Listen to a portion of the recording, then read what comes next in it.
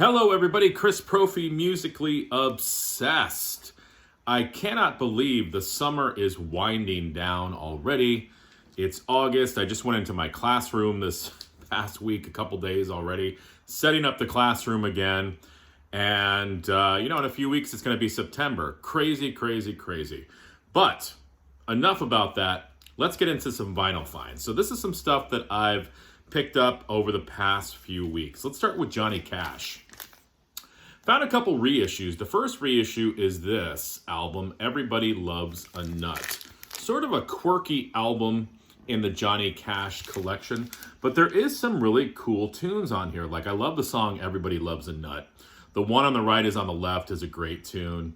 Dirty Old Egg-Sucking Dog is a great song. He does a live version of that, of course, on Folsom Prison. So there's some good stuff on here.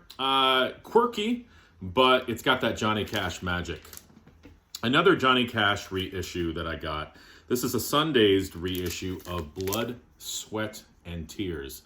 Sort of a concept record, an early concept record of Johnny Cash.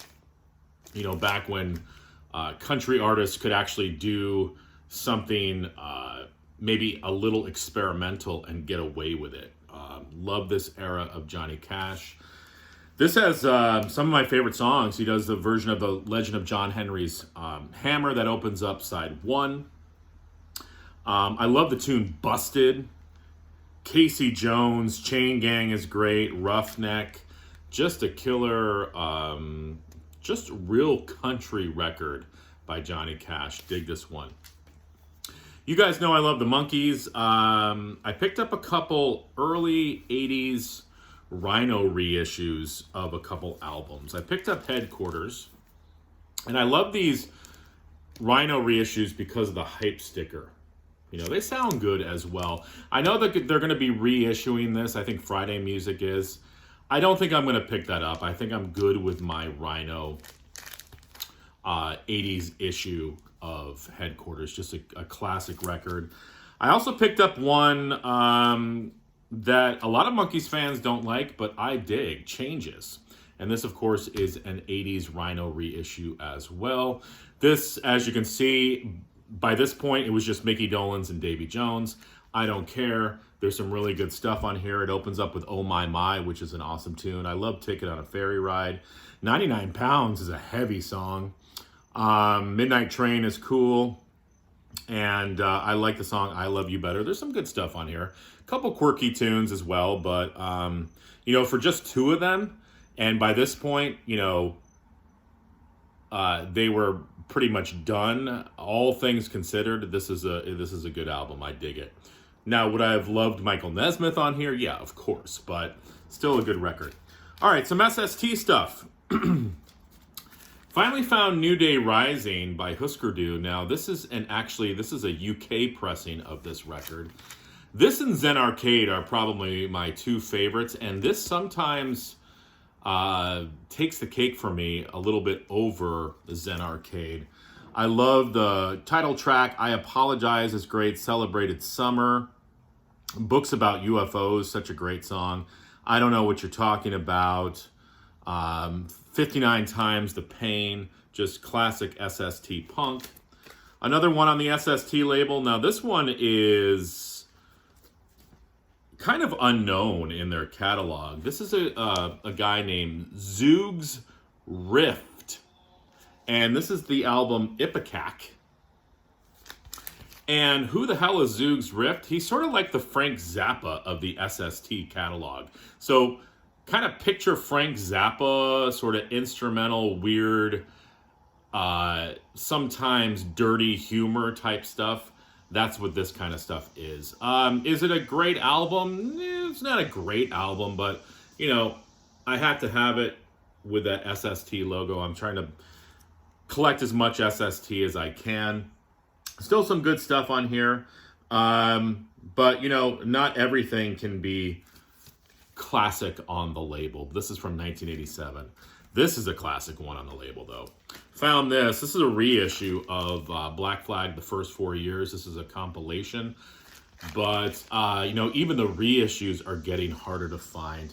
Even though this is a compilation, it sounds like a fully realized record. I mean, you've got classics on here. Nervous Breakdown, Fix Me, Jealous Again, White Minority, Clocked In, Six Pack, American Waste, Damaged, and they do their version of Louie Louie, of course. Great stuff.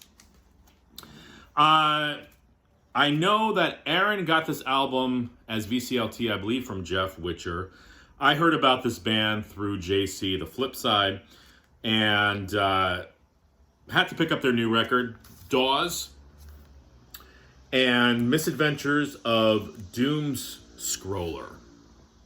And this is on colored wax, let me show you. I think there are different variants of it. Mine is on sort of this orangey red. Cool record. Dawes, and again, I'm not going to pretend to be an expert on Dawes. You'd have to ask JC about that. I feel like they kind of change with every album. This sort of has like a Grateful Dead jam band quality to it. I like it. The production's great. Read some reviews about it. You know, Dawes fans, like anything, it's sort of like when a band kind of changes. Some fans, complain about it. Other fans dig it. So it's one of those albums, I think, that could be kind of polarizing in their discography. I like it. Like I said, it's got definitely a Grateful Dead vibe to it. Now, let's do some metal. This is a reissue. I believe this is a reissue. Yeah, this is an early album from the band Hades. They're from New Jersey. This is their album Resisting Success. They're like a power metal thrash band. I mean, check that guy out. He's wearing a DRI t-shirt. Like I said, from New Jersey, from the 80s. I don't know too much about them. I tell you what, though, they're good. I mean, if you're into that early 80s sort of power metal / thrash stuff, you'd be into Hades.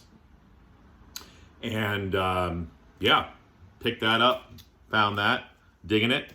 Now from Hades to Cyndi Lauper. This is an album I had when I was a kid. Got one with a hype sticker, JC. This is actually a UK pressing of the album.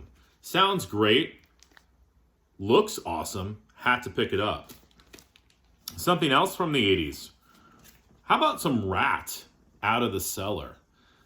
We all know this record. Wanted Man, You're in Trouble, Round and Round, Lack of Communication, Back for More, The Morning After. It sort of reads like a greatest hits of Ratt. I did a video a while back on my Windham Hill collection. Picked up another one. This is Daniel, and I believe you pronounce his name Hecht. And this is his album Willow from 1980 something. 1980, actually, yeah. So he plays 6 and 12 string guitar. Beautiful instrumental music on the Windham Hill label. Whenever I find these out in the wild, I pick them up because I know they're going to be good. I passed by this record a few times, and then JT had sent me a Nancy Sinatra record, and I listened to it, and I liked it, so I went out and picked up the reissue of Boots. I mean, she looks pretty hot on the cover there, and the songs, I mean, these boots are made for walking. I love that freaking song. She does a version of It Ain't Me, Babe on here. Day Tripper, Flowers on the Wall. I guess this is a numbered copy on Light in the Attic Records. I got 946 out of 1,000. Just a great record. And lastly, something completely different. This is a Broadway musical from the early 80s called The Magic Show. And this is by Stephen Schwartz, the guy who wrote Godspell and Pippin. And this is based around the magic of Doug Henning. So you had basically a musical about a magician. And there are clips on YouTube if you want to, see what the musical looked like. The music is good. It's not as good as Pippin and Godspell, but there definitely is some good stuff on here. The big hit was the song Lion Tamer. And what's cool about this is the hype sticker, JC. Check that out. It says inside, special full color do-it-yourself construction, Doug Henning amazing hexaflexagon. So let me show you what the hexaflexagon looks like.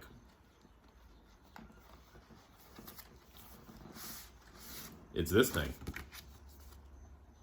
And there are instructions on how to put it together. I don't know what it does. It's some sort of a magic trick. It sort of reminds me of something that would come in like a cereal box when you were a kid. But pretty cool. I think there are some copies of this show without the hexaflexagon. Say that 10 times fast. So there you go. Lots of vinyl. I wanted to show you guys. Haven't posted a video in a while, so I wanted to show you what I've picked up. Hope everybody is good. Let's enjoy these last few weeks of summer. All right. Adios.